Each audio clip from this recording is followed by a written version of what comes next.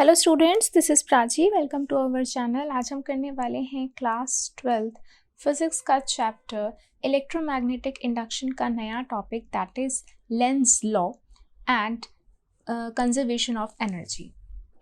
तो पहले तो हम डिटेल डिस्कस करेंगे लेंज लॉ और फिर हम बीच में बताएंगे कि कैसे ये कंजर्वेशन ऑफ एनर्जी भी हम इससे एक्सप्लेन कर सकते हैं। ठीक है, तो अभी तक हमने लास्ट वीडियो में डिस्कस किया था about Faraday's experiments, Faraday's law, right. अगर अभी तक आप लोगों ने वो फर्स्ट वीडियो मिस कर दिए तो आज से जस्ट एक बार जरूर देख लें, जिसका लिंक आपको डिस्क्रिप्शन बॉक्स में मिल जाएगा।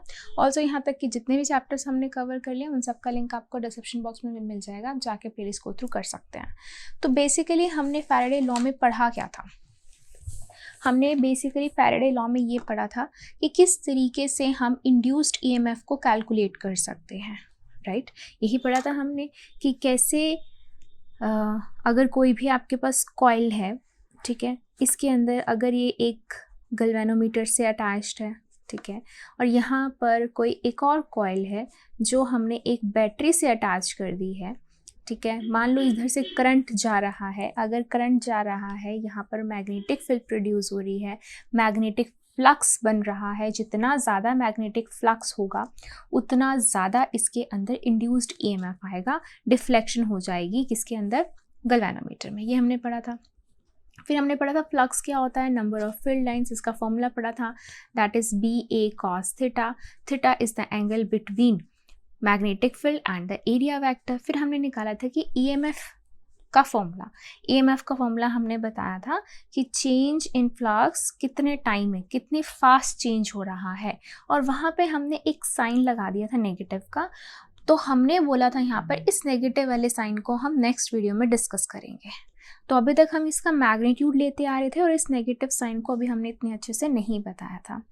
अब हम इस लॉ के अंदर इस नेगेटिव साइन को एक्सप्लेन करेंगे। अभी तक अगर मैं इस फॉर्मूले को ध्यान से देखती हूँ तो ये क्या कह रहा है? ये कह रहा है कि जितना जो भी इंड्यूस्ड ईएमएफ होता है वो किसके इक्वल होता है? जितना फ्लक्स में चेंज हो रहा है, कितनी फास्ट या कितनी slow, rate of change of flux, यही है। ठीक है, नाउ नेगेटिव साइन इंडिकेट्स कि जिस डायरेक्शन में फ्लक्स है, ठीक है, वो उसके ऑपोजिट डायरेक्शन का इंड्यूस्ड ईएमएफ है, या हम कह सकते हैं जिसकी वजह से फ्लक्स बढ़ रहा है उसके ऑपोजिट डायरेक्शन में इंड्यूस्ड ईएमएफ होता है। नेगेटिव का मतलब क्या होता है? Opposite direction. ठीक है, तो हम इन सब को अच्छे से डिटेल में डिस्कस करने से पहले क्या करेंगे, लेंज लॉ को भी डिफाइन करने से पहले हम एक बेसिक चीज़ पढ़ते हैं। क्या पढ़ते हैं हम? बेसिक चीज़ कि हमने 10th स्टैंडर्ड में पढ़ा है। अगर हम एक नॉर्मल कॉइल लेते हैं, ठीक है, नॉर्मल कॉइल लेते हैं, और अगर उस कॉइल के अंदर करंट जा रहा है आपका एंटी क्लॉकवाइज, ठीक है, करंट इज एंटी क्लॉकवाइज, ठीक है, देन हम राइट एंड थंब रूल से बताते हैं कि जो डायरेक्शन होगी मैग्नेटिक फील्ड की वो क्या होगी? आउटवर्ड। कैसे? ये है ऐसे, ठीक है, फिंगर्स अराउंड ऐसे हो रही है और थंब कहाँ पॉइंट कर रहा है? आउटवर्ड। तो यहाँ पर मैग्नेटिक फील्ड की डायरेक्शन क्या होगी? आउटवर्ड। और ये वाला जो फेस है, ठीक है, और वी नो दैट कि जो मैग्नेटिक फील्ड होती हैं वो नॉर्थ से साउथ की तरफ जाती हैं, है ना, नॉर्थ से साउथ की तरफ जाती है मैग्नेटिक फील्ड लाइंस, ऐसे जाती है ना। अगर ये नॉर्थ पोल है, ये साउथ पोल है, नॉर्थ से जाती हैं। तो यानी कि अगर यहाँ पे आउटवर्ड की डायरेक्शन है, ठीक है, तो magnetic field is in outward direction. अगर ये आउटवर्ड डायरेक्शन है, दैट मीन्स यहाँ से निकल रही हैं, तो ये वाला जो फ्रंट वाला फेस जो है वो कैसे बिहेव करना चाहिए? एज नॉर्थ पोल, है ना। तो नॉर्थ पोल की तरह इसका फ्रंट फेस बिहेव करना चाहिए। और इसको हम कैसे बना देते हैं? हम ऐसे n बना देते हैं,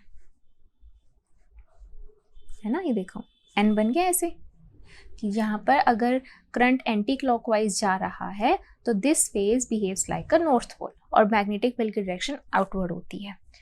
रिकॉल हुआ ये बात? सेम चीज़ अगर एक कॉइल के अंदर करंट आपका क्लॉकवाइज जा रहा है, ठीक है, क्लॉकवाइज जा रहा है, तो अब क्लॉकवाइज फिंगर ऐसे according to right hand thumb rule क्या होगा? थंब इनवर्ड की तरफ पॉइंट कर रहा है। So if the direction of current is clockwise, then the direction of magnetic field will be inward. Inward मतलब कि अंदर की तरफ जा रही है. ठीक है, अंदर की तरफ जा रही है. कहाँ जाती है? साउथ में जाती है. साउथ में जाते तो दैट मीन्स ये साउथ की तरह बिहेव करेगा. तो यू कैन सी ये साउथ की तरह बिहेव करेगा. ये वाला जो फेस है ये साउथ पोल की तरह बिहेव करेगा. और उसके लिए हमने यहाँ पर क्या लगा दिए हैं? मार्क्स भी लगा दिए हैं हमने. ठीक है, सेम चीज़ अगर हम यहाँ पर एक पेज के लिए भी बनाते हैं, नॉर्मल एक पेज के लिए बनाते हैं, तो पेज में क्या होता है? तो नॉर्मल पेज में अगर मैं कह देती हूँ कि ये एक पेज है और ये इस तरीके से मैग्नेटिक फील्ड है, वी नो दैट जो क्रॉस की मैग्नेटिक फील्ड होती है, ठीक है, क्रॉस का मतलब क्या होता है? इसको आप एज एरो समझो. ठीक है, मान लो ये एक एरो है. ठीक है, अगर आप इसको यहाँ से देखोगे तो आपको एक पॉइंट दिखाई देगा. तो अगर एक नॉर्मल पॉइंट दिखाई दे रहा है, पॉइंट होता है, तो उसका मतलब होता है कि मैग्नेटिक फील्ड आउटवर्ड है. ठीक है, अगर मैं यहाँ पे बना देती हूँ तो यहाँ से पॉइंट का मतलब है कि यहाँ से मैग्नेटिक फील्ड लाइंस बाहर की तरफ आ रही हैं. और अगर क्रॉस देखते हो तो अगर आप यहाँ पर यहाँ से देखोगे, ठीक है, तो आपको क्या दिखाई देगा? एक क्रॉस सा दिखाई देगा. तो जो क्रॉस दिखाई देगा इसका मतलब है यहाँ जो मैग्नेटिक फील्ड है वो इनवर्ड जा रही है. ठीक है, तो ये मैग्नेटिक फील्ड इनवर्ड है और यहाँ पर मैग्नेटिक फील्ड आउटवर्ड है. ठीक है, और अगर आप मान लेते हैं ये एक पेज है, ठीक है, मैग्नेटिक फील्ड इनवर्ड है, तो अगर मैं एक लूप कंसीडर करती हूँ उसको, मान लो ये ABCD और ABCD है. ठीक है, तो आप इसके अंदर मुझे करंट बताइए according to this rule. Same हम यहाँ पर भी राइट हैंड थंब रूल ही यूज़ करेंगे. आप चाहे करंट से मैग्नेटिक फील्ड की डायरेक्शन बता सकते हो, मैग्नेटिक फील्ड से करंट की डायरेक्शन बता सकते हो. Now as the direction of magnetic field is inward, तो मैग्नेटिक फील्ड की डायरेक्शन इनवर्ड. तो यानी कि फिंगर्स कैसे रैप हो रही हैं? क्लॉकवाइज रैप हो रही हैं. ठीक है, क्लॉकवाइज रैप हो रही हैं. तो जो करंट जाएगा वो इस तरीके से जाएगा इस लूप के अंदर. ठीक है, सेम अगर यहाँ से ऐसे आउटवर्ड है तो करंट ऐसे जाएगा इस तरफ. ठीक है, एंटी क्लॉकवाइज. ओके, तो ये सब चीज़ पेज के लिए भी होगी, एक लूप के लिए भी होगी. अब ये तो हमने रिकॉल कर ली पहली बात. अब लेंज लॉ क्या कहता है? Back to our Lenz law जो इसके ऊपर बेस्ड है. Let us define Lenz law. तो बेसिकली लेंज लॉ जो है वो बताता है कि जैसे फैराडे लॉ हमें बताता था कि कितना आप फ्लक्स कितना आप EMF फाइंड करते हैं. ठीक है, मैग्नीट्यूड ऑफ EMF बताता था फैराडे. लेंज लॉ अब EMF की क्या बताता है? इंड्यूस्ड EMF की डायरेक्शन बताता है. Now what is the direction? Now according to Lenz law the polarity of induced EMF is such that it opposes the change in magnetic flux responsible for its production. According to formula, अब फॉर्मूले के according तो यही है कि जो भी EMF produce हुआ है वो अपोजिस होता है, उसकी डायरेक्शन अपोजिट होती है. किसके अपोजिट होता है? चेंज ऑफ फ्लक्स के. ठीक है, चेंज ऑफ फ्लक्स के, जिसकी वजह से वो प्रोड्यूस हो रहा है. ऑब्वियसली फ्लक्स बन रहा है, फ्लक्स में चेंज आ रहा है, तभी EMF इंड्यूस हो रहा है. अब जिस डायरेक्शन में आपका फ्लक्स बन रहा होता है, ठीक है, जिस डायरेक्शन, उसको बिल्कुल उसकी ऑपोजिट डायरेक्शन में EMF आता है. अब ये आपको ऐसे नहीं समझ आ रहा है तो इसको हम एज एक्सपेरिमेंट लेते हैं और एक्सपेरिमेंट लेंगे, एग्जाम्पल लेंगे, उससे आपको और क्लियर होगा. ठीक है, देखो, अब वी नो दैट कि ये कॉइल है. ठीक है, इस कॉइल के अंदर एक EMF कैसे इंड्यूस किया जा सकता है कि अगर मैं इसके पास एक बार मैग्नेट लेकर जाती हूँ, मतलब चेंजिंग मैग्नेटिक फील्ड होनी चाहिए, चेंजिंग फ्लक्स होना चाहिए. तो या तो हम यहाँ पे करंट वाली कॉइल यूज़ कर सकते हैं जो मैंने इस एक्सपेरिमेंट में एक्सप्लेन किया आपको, या आप नॉर्मल यहाँ पर एक बार मैग्नेट भी यूज़ कर सकते हैं जिसको आप पास दूर ले जाएंगे. चेंजिंग फ्लक्स की वजह से यहाँ पर क्या होगा? इंड्यूस्ड EMF होगा. ठीक है, तो अब हमें यहाँ पर पता करना है कि इंड्यूस्ड EMF तो है. ठीक है, EMF इंड्यूस हो रहा है, बट किस डायरेक्शन में हो रहा है? ठीक है, तो देखो, हमने अभी देखा कि अगर मैं इसको पास लेकर जाती हूँ इसके, ठीक है, तो धीरे धीरे क्या होगी? मैग्नेटिक फील्ड बढ़ेगी. राइट, मैग्नेटिक फील्ड बढ़ेगी. इसको मैं ऐसे बना देते हैं. ठीक है। मैग्नेटिक फील्ड बढ़ेगी, जैसे जैसे मैग्नेटिक फील्ड बढ़ेगी मैग्नेटिक फ्लक्स यानी कि नंबर ऑफ फील्ड लाइंस बढ़ रही हैं, ठीक है। जैसे वो बढ़ रही हैं इसके अंदर क्या इंड्यूस हो रहा है, ईएमएफ इंड्यूस हो रहा है, that is Faraday law. Now in which direction, that is Lenz law. वो कह रहा है किस डायरेक्शन में, उसकी ऑपोजिट डायरेक्शन में। जिस डायरेक्शन में हमारा फ्लक्स बढ़ रहा है उसकी ऑपोजिट डायरेक्शन है। अब देखो कैसे बढ़ रहा है, अगर यहाँ पे हम इसको इसके पास लेकर जा रहे हैं, ठीक है, इसने इसको क्या करना है, रिपेल करना है अकॉर्डिंग टू लेंस लॉ, क्योंकि उसको अपोज करना है, ठीक है। तो ये हम इसको इसके पास लेकर जा रहे हैं, तो अब इसने इसको क्या करना है, रिपेल, ठीक है। क्यों, according to Lenz law. Lenz law यही कहता है कि वो उसको क्या करता है, रिपेल करता है। अगर अब इसने इसको रिपेल करना है, ये नॉर्थ है तो यहाँ पर भी क्या बनना चाहिए, नॉर्थ पोल बनना चाहिए, तभी नॉर्थ नॉर्थ क्या करेंगे, रिपेल करेंगे।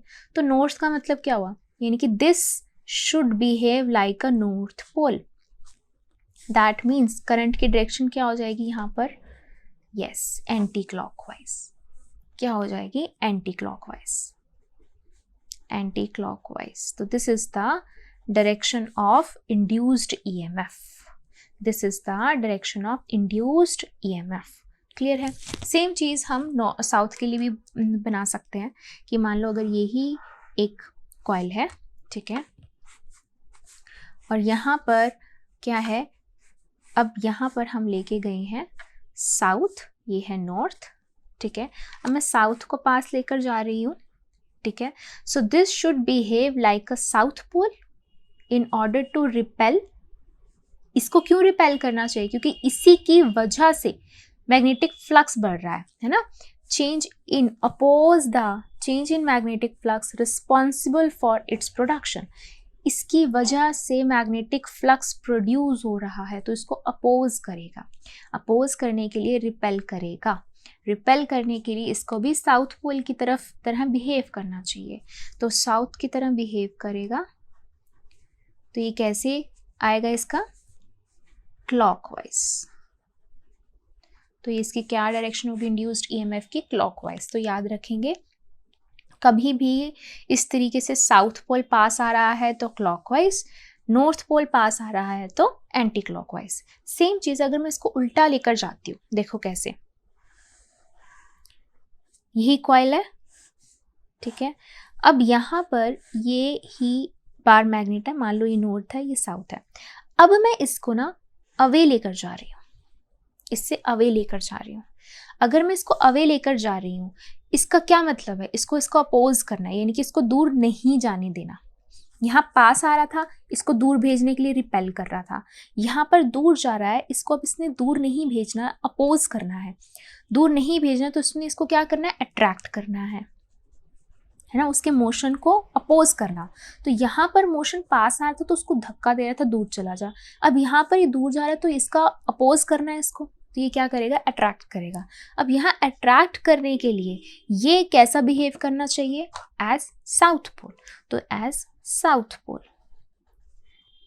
तो साउथ पोल के लिए क्या हो गई, डायरेक्शन क्लॉकवाइज। अगर ये अवे जा रहा है तो this is the direction of clockwise. Induced EMF की क्या डायरेक्शन होगी, क्लॉकवाइज। सेम यहाँ पर भी वही चीज है, मान लो यही कॉइल है, now this is south, this is north. अब ये अवे जा रहा है, अवे जाना है, इसने इसको अट्रैक्ट करना है। अट्रैक्ट करने के लिए यहाँ पे नॉर्थ पोल बनना चाहिए, तो नॉर्थ के लिए क्या डायरेक्शन हो जाएगी इसकी, ईएमएफ की हो जाएगी एंटी क्लॉकवाइज। तो हमेशा ये भी नहीं देखना कि कौन सी चीज़ है, साउथ है तो साउथ, नॉर्थ है तो नॉर्थ, नहीं। ये देखना है कि पास आ रहा है या दूर जा रहा है, उसके अकॉर्डिंग आपने इस तरीके से बिहेव करना, मतलब इसका ईएमएफ इस तरीके से डायरेक्शन इसकी बनेगी। क्लियर होगी ये बात। सो ये था बहुत सिंपल लेंस लॉ। अब ये Lenz law conservation of energy से कैसे रिलेटेड है, लेट अस डिस्कस। तो इसी चीज़ को हम कैसे समझ सकते हैं, तो देखो जैसे हमने फर्स्ट में बताया कि ये इसको अपोज करता है, ठीक है। अब इसी केस को हम ध्यान से समझते हैं, ठीक है। अगर जैसे उसने बोला कि इसको अपोज करता है, तो यानी कि this face should behave like a north pole in order to repel the coming north pole, ठीक है। बट अगर ऐसा ना होता, लेंस लॉ ना होता, ठीक है, इसकी डायरेक्शन क्लॉकवाइज होती, इसकी डायरेक्शन क्लॉकवाइज होती, यानी कि ये साउथ पोल की तरह बिहेव कर रहा होता अगर हम बिल्कुल ऑपोजिट जाते हैं लेंस के। ठीक है, तो ये साउथ पोल की तरह बिहेव कर रहा होता, इधर से नॉर्थ आ रहा है, ये साउथ है, तो दोनों आपस में क्या करते, अट्रैक्ट करते हैं। ठीक है, दोनों आपस में क्या करते, अट्रैक्ट करते, आपस में अट्रैक्ट करते, ये और फास्ट आता है इसके पास। ठीक है, इसका मोशन क्या हो जाता, एक्सेलरेटिंग मोशन हो जाता। ठीक है, एक्सेलरेटिंग, बहुत फास्ट आता, उसकी वेलोसिटी बढ़ जाती, उसकी काइनेटिक एनर्जी बढ़ जाती, वेलोसिटी बढ़ेगी तो काइनेटिक एनर्जी बढ़ जाएगी, तो इतनी पास है। भाई हमने तो कुछ करा ही नहीं, तो कैसे ही इसकी काइनेटिक एनर्जी बढ़ती जा रही है, बढ़ती जा रही है, बढ़ती जा रही है। एनर्जी क्या होती है, neither created not destroyed, only changes from one form to another form. ठीक है, तो यहाँ ऐसे कैसे एनर्जी बढ़ती जा रही है, हम तो कुछ प्रोवाइड ही नहीं कर रहे, कौन सी एनर्जी चेंज होकर इसमें बढ़ती जा रही है। So this is how this wallets the law of conservation of energy, इसलिए ये नहीं हो सकता। तो ये क्या होगा, पॉसिबल ही यही है कि नॉर्थ पोल की तरह ही बिहेव करेगा। So this violets the law of conservation of energy, कि अगर ऐसा होता है, ठीक है, कि अगर ये साउथ पोल की तरह बिहेव करने लग जाए और यहाँ पर भी क्या आ रहा है, नॉर्थ पोल आ रहा है पास में, तो ये अट्रैक्ट करेंगे, एक्सेलरेशन होगी, velocity, kinetic energy keep on increasing, तो वो तो पॉसिबल नहीं है। So this is how it violets the law of conservation of energy. So this is also, हम बोल सकते हैं कि एक और हम कन्विंसिंग करेक्टनेस है लॉ, लेंज लॉ की। ठीक है, कि लेंज लॉ हमारा बिल्कुल करेक्ट है, राइट। इसी से रिलेटेड अब हमारे पास कुछ एग्जाम्पल्स हैं, तो एग्जाम्पल डिस्कस करते हैं। एग्जाम्पल 6.4, तो एग्जाम्पल 6.4 को ध्यान से देखेंगे, क्या कह रहा है, वो कह रहा है figure shows planar loops of different shapes moving out और into the region of the magnetic field, which is the directed normal to the plane of the loop away from the reader. Determine the direction of induced current in each loop using Lenz law. ठीक है, तो आपको Lenz law क्या करना है, उसको आपने use करते हुए इंड्यूस्ड करंट की डायरेक्शन बतानी है आपको। ठीक है, तो स्टार्ट करते हैं। देखो सबसे पहले फर्स्ट लूप को देखो, दिस इज ABCD, ये लूप मैग्नेटिक फील्ड के अंदर आ रही है ना, मैग्नेटिक फील्ड के अंदर आ रही है। तो पहले यहाँ थी, तो धीरे धीरे मैग्नेटिक फील्ड के अंदर आ रही है। तो अगर मैं यहाँ बात करती हूँ फर्स्ट पार्ट की, तो मैग्नेटिक फील्ड में आना मतलब कि मैग्नेटिक फ्लक्स बढ़ रहा है ना, मैग्नेटिक फ्लक्स बढ़ रहा है। तो मैग्नेटिक फ्लक्स बढ़ रहा है, तो उसकी वजह से लेंस लॉ क्या कहता है, उसको अपोज करो, है ना, यानी कि मैग्नेटिक फ्लक्स को कम करना है।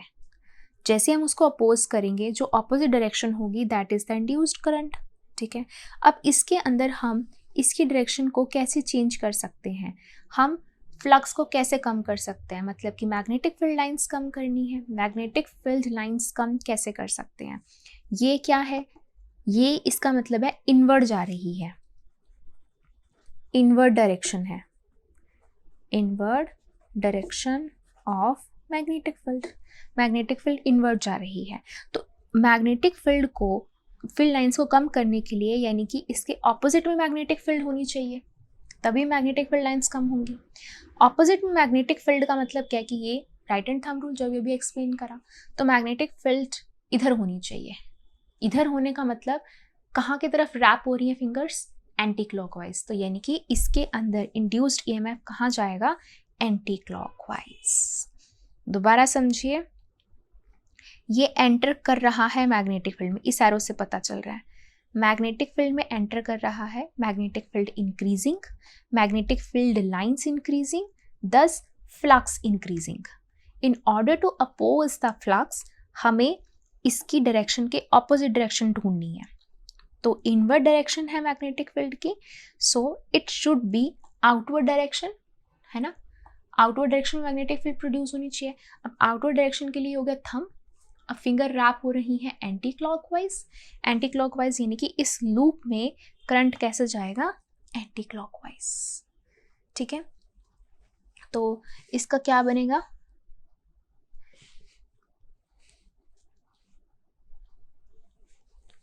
सो we can write a anti clockwise, ऐसा हुआ ना, ठीक है. So this is A B C D A, ठीक है. आपकी बुक में B C D A B भी लिखा हुआ है तो एक ही बात है, पास तो वही है एंटी क्लॉकवाइज वाला, राइट.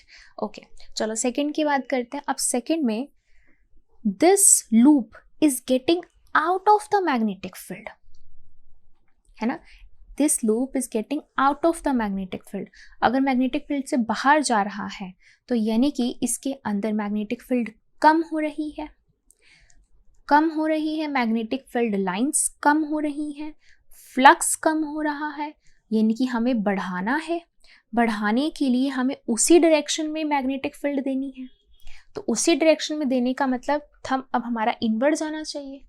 Thumb inward. अब फिंगर्स कहाँ रैप हो रही हैं हमारी? क्लॉकवाइज. तो क्लॉकवाइज लूप क्या हो गई? This one, A C B A, ये क्लॉकवाइज आ जाएगी आपके पास, ठीक है. This will be A C B A. So second one में clockwise A C B A. Clear हो गई ये बात? दोबारा समझ लो. It is getting out of the magnetic field, thus decreasing magnetic field, thus decreasing flux. In order to oppose this, decrease हो रहा है तो हमें increase करना है. increase करने के लिए उसी direction में magnetic field, उसी direction में magnetic field मतलब कि this thumb inward and ये current की direction clockwise. clear? अब यहाँ पर देखो, it is getting out of the magnetic field. out of the magnetic field decrease हो रही है, हमें क्या करना है? इंक्रीज करना है, ठीक है. इंक्रीज करने के लिए फिर से अंदर की तरफ जानी चाहिए मैग्नेटिक फील्ड और फिंगर्स रैप हो रही हैं हमारी क्लॉकवाइज. तो क्लॉकवाइज के लिए भी क्या होगा? ये डायरेक्शन आएगी आपकी, ठीक है. ए बी सी डी ए, ठीक है. तो इसको हम क्या लिखेंगे यहाँ पे फिर से क्लॉकवाइज. तो A B C D A. Okay, तो बुक में आपको I think C D A B C लिखा हुआ है, बात तो वही है. दिस इज क्लॉकवाइज डायरेक्शन है, एक ही बात है, ठीक है. तो ये था आपका एग्जाम्पल 6.4. चलिए करते हैं एग्जाम्पल 6.5. सो एग्जाम्पल 6.5 क्या कह रहा है? Number 1, a closed loop is held stationary in the magnetic field between north and south pole of two permanent magnets held fixed. Can we hope to generate current in the loop by using very strong magnets? तो वो कह रहे हैं कि हमने क्या किया है, हमने एक क्लोज लूप ली है, उसको हमने रख दिया है मैग्नेटिक फील्ड के बीच में. एक की तरफ है नॉर्थ पोल, एक तरफ है साउथ पोल. तो ये रहा नॉर्थ पोल, एक मैग्नेट, ये रहा साउथ पोल.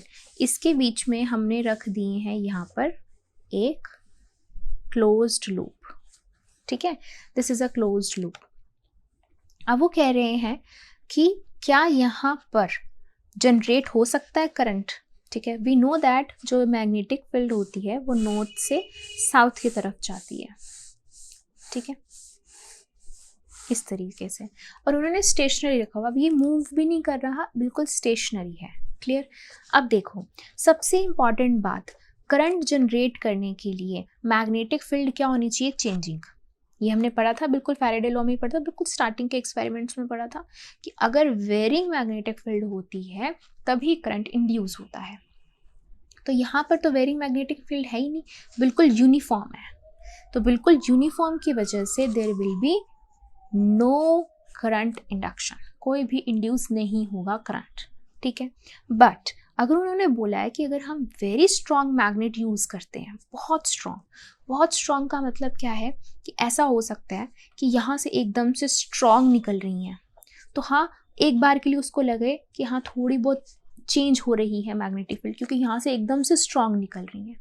तो हाँ बहुत ही ज़्यादा स्ट्रॉन्ग लेने पर थोड़ा बहुत करंट बन सकता है, बट अदरवाइज ऐसा पॉसिबल नहीं है. तभी पॉसिबल है अगर वेरिंग मैग्नेटिक फील्ड होती है. तो इसका हम आंसर कैसे लिखेंगे? तो हम लिखेंगे नहीं, करंट इंड्यूस नहीं हो सकता. हाउएवर स्ट्रॉन्ग मैग्नेट में भी क्या, फिर भी स्ट्रॉन्ग मैग्नेट फिर भी क्या पता शायद कर सकता है. जैसे मैंने अभी एक छोटी सी पॉसिबिलिटी आपको बताई है. करंट जो होता है वो तभी इंड्यूस होता है जब चेंजिंग मैग्नेटिक फ्लक्स या मैग्नेटिक फील्ड होती है लूप के अंदर, नहीं तो नहीं होता, फिक्स्ड के लिए नहीं होता। तो ये था इसका ए पार्ट। बी पार्ट क्या कह रहा है? बी पार्ट कह रहा है a closed loop moves normal to the constant electric field between plates of a large capacitor is a current induced in the loop when it is wholly inside the region between the capacitor plates. Number 2, when it is partially outside the plates of the capacitor, the electric field is normal to the plane of the loop. अब एक closed loop को आपने कैसे रखा है? Perpendicular. Normal मतलब perpendicular रखा हुआ है इलेक्ट्रिक फील्ड के अंदर, और कैपेसिटर्स हैं, ठीक है, लार्ज कैपेसिटर्स हैं। तो ये देखो कैपेसिटर्स, मान लो ये एक प्लेट है, ठीक है, ये प्लेट है पॉजिटिव की और ये एक प्लेट है नेगेटिव की, ठीक है। अब इसके अंदर हमने एक क्लोज्ड लूप नॉर्मल रखी हुई है, इस तरीके से नॉर्मल रखी हुई है, ठीक है।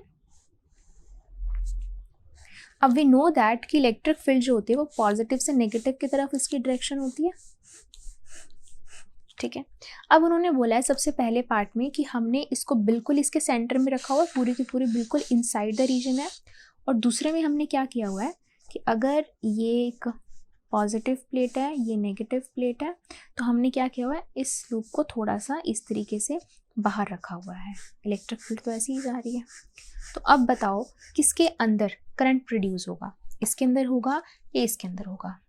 सो द आंसर इज किसी भी केस में नहीं होगा। क्यों?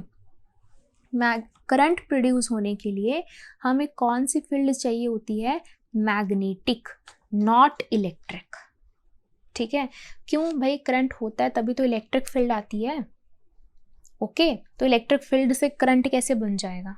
नहीं बन सकता। किससे बनेगा? सिर्फ मैग्नेटिक फील्ड ही जो है वो एबल है करंट इंड्यूस करने के, नॉट इलेक्ट्रिक फील्ड। चाहे आप उसको हाफ रखो बीच में, चाहे आप उसको हाफ रखो या फुल रखो या रखो ही नहीं, ठीक है। तो इसका आंसर हम कैसे लिखेंगे? So we will write no current is induced in either case, किसी भी केस में करंट इंड्यूस नहीं होगा। करंट इंड्यूस नहीं होता by changing electric flux, it only induced by changing magnetic flux. Clear? So ये था इसका बी पार्ट। चलिए करते हैं सी पार्ट। तो इसका सी पार्ट क्या कह रहा है? A rectangular loop and a circular loop are moving out of a uniform magnetic field region to a field-free region with a constant velocity v. In which loop do you expect the induced EMF to be constant during the passage out of the field region? The field is normal to the loops. ठीक है, तो ये आपको ये first loop दे रखी है, ये आपको सेकेंड लूप दे रखी है। First loop is of rectangular shape, second loop is of circular shape. अब यहाँ पर भी यूनिफॉर्म मैग्नेटिक फील्ड है, यहाँ पर भी यूनिफॉर्म मैग्नेटिक फील्ड है। वो कह रही हैं ये दोनों लूप्स कांस्टेंट वेलोसिटी से इस मैग्नेटिक फील्ड से बाहर की तरफ जा रही हैं, फील्ड फ्री रीजन में, जहाँ पर मैग्नेटिक फील्ड नहीं है। तो अब आपको यहाँ पर ये बताना है, दोनों सेम वेलोसिटी से चल रही हैं, सेम मैग्नेटिक फील्ड है, आपको ये बताना है कि किसके अंदर इंड्यूस्ड ईएमएफ कांस्टेंट होगा। ऑब्वियसली ईएमएफ तो इंड्यूस होगा, क्यों? क्योंकि ये बाहर जा रही हैं, मैग्नेटिक फ्लक्स चेंज हो रहा है, इंड्यूस तो होगा ईएमएफ। सेम यहाँ पर भी, सेम यहाँ पर भी। बट वो बोल रही हैं किसमें ईएमएफ इंड्यूस जो है वो कांस्टेंट रहेगा जब ये बाहर निकल रही होंगी, ठीक है। तो अब देखो इस चीज़ को ध्यान से समझना, जब मैं इसको बाहर लेके जाऊंगी, ठीक है, तो पहले इतना पोर्शन बाहर जाएगा, ठीक है, फिर दूसरा पोर्शन बाहर जाएगा। इसको हम ऐसे समझ सकते हैं जैसे कि ये एक रेक्टेंगुलर लूप है, ठीक है। अब पहले यहाँ पर था ये, ठीक है, ये यहाँ पे आया, फिर ये बाहर यहाँ, तो इतना पोर्शन बाहर आया, ठीक है। फिर थोड़ी टाइम बाद इतना पोर्शन बाहर आया, फिर थोड़े टाइम बाद इतना पोर्शन बाहर आया, ठीक है। तो सेम अमाउंट का एरिया, सेम वेलोसिटी कांस्टेंट है, तो सेम अमाउंट का एरिया सेम वेलोसिटी से बाहर आ रहा था, ठीक है। तो अगर एरिया धीरे धीरे कम हो रहा है तो मैग्नेटिक फ्लक्स भी कांस्टेंट अमाउंट से कम हो रहा है, ठीक है, ऑब्वियसली, ठीक है। Flux is B A cos theta, ठीक है। तो area and magnetic field constant amount से चेंज हो रही हैं, तो फ्लक्स भी कांस्टेंट अमाउंट से चेंज हो रहा है विद रिस्पेक्ट टू टाइम। तो ईएमएफ भी क्या होगा, इंड्यूस्ड ईएमएफ भी कांस्टेंट अमाउंट से इंड्यूस होगा। क्लियर। बट अगर मैं यहाँ की बात करती हूँ तो ये सर्कल की बात करते हैं, तो सर्कल अगर पहले इतना बाहर जाएगा तो पहले इतना पोर्शन बाहर जाएगा, फिर ये इतना पोर्शन बाहर आएगा, फिर ये बिल्कुल इतना पोर्शन बाहर आएगा। तो हम देख पा रहे हैं कि क्या कांस्टेंट अमाउंट में ये जो है वो बाहर आ रहा है, नहीं ना। ये देखो, अगर ये ऐसे बात करते हैं, ये बाहर आएगा तो पहले इतना पोर्शन बाहर आएगा, फिर इतना आएगा, फिर इतना आएगा। क्या ये एरिया इक्वल है? क्या ये एरिया इक्वल है? नहीं। सेम अमाउंट में एरिया बाहर नहीं आ रहा, मतलब कि सेम अमाउंट में मैग्नेटिक फील्ड नहीं चेंज हो रही है, तो सेम अमाउंट में फ्लक्स नहीं चेंज हो रहा, and that's why same amount में ईएमएफ भी जो है वो चेंज नहीं हो रहा। तो ये यूनिफॉर्म शेप होने की वजह से, यूनिफॉर्म चेंज होने की वजह से कांस्टेंट अमाउंट में ईएमएफ इंड्यूस हो रहा है। तो इसको हम लिखेंगे कैसे? We will write induced EMF is expected to be constant only in case of rectangular loop. In case of circular loop, the rate of change of area of the loop during its passage out of the region, filled region, is not constant. Area constant नहीं है, जिसकी वजह से induced EMF जो है वो vary करेगा, वो constant amount में induce नहीं होगा। तो ये था इसका C पार्ट। चलिए करते हैं लास्ट पार्ट। तो अब बात करते हैं क्वेश्चन डी की, पार्ट डी की। Predict the polarity of the capacitor in the situation described by the figure. अब ये आपको फिगर दी हुई है, अब आपको इसके अंदर कैपेसिटर्स लगे हैं ए बी, आपको इनकी पोलैरिटी मतलब पॉजिटिव नेगेटिव चार्जेस, इसके बारे में बताने हैं। ठीक है, तो अभी हमने जैसे लेंस लॉ पढ़ा है। लेंस लॉ क्या कहता है कि अगर ये कॉइल है, ठीक है, साउथ पोल इसके पास आ रहा है, तो इसने इसको क्या करना है, अपोज करना है। अपोज करने के लिए भी this face will behave like a south pole. ठीक है, इसको मैं पहले ये वाले पार्ट से आपको समझाती हूँ कि इस तरीके से है।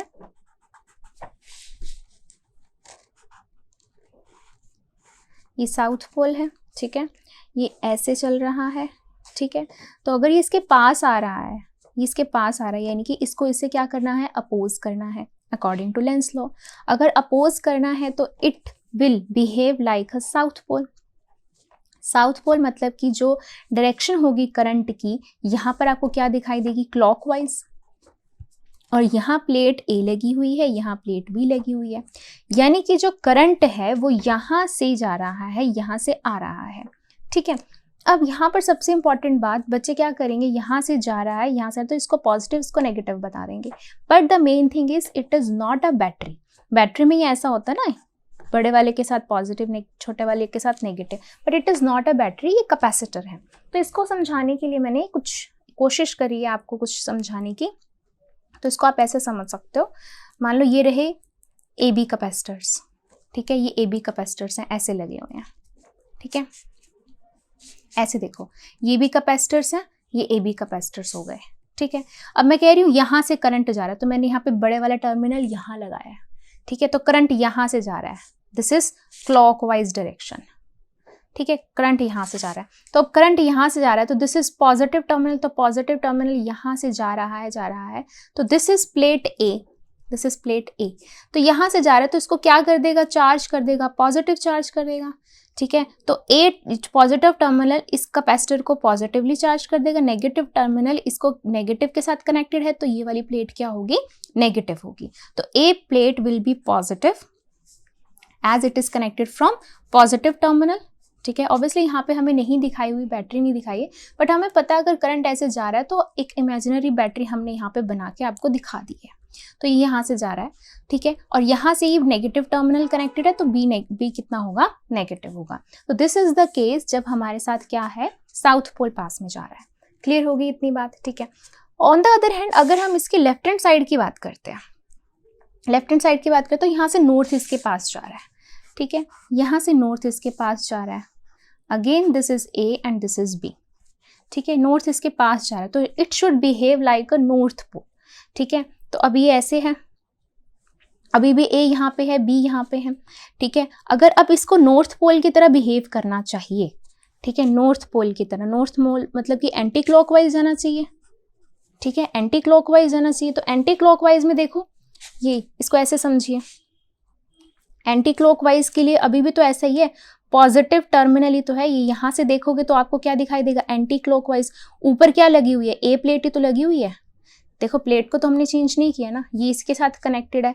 यहाँ से हमें क्लॉकवाइज दिखाई दे रहा था राइट हैंड साइड से, लेफ्ट हैंड साइड से यही चीज हमें एंटी क्लॉकवाइज दिखाई दे रही है। तो ये पॉजिटिव किसके साथ कनेक्टेड है, ए के साथ कनेक्टेड है, ठीक है। नेगेटिव किससे कनेक्टेड है, बी प्लेट से कनेक्टेड है।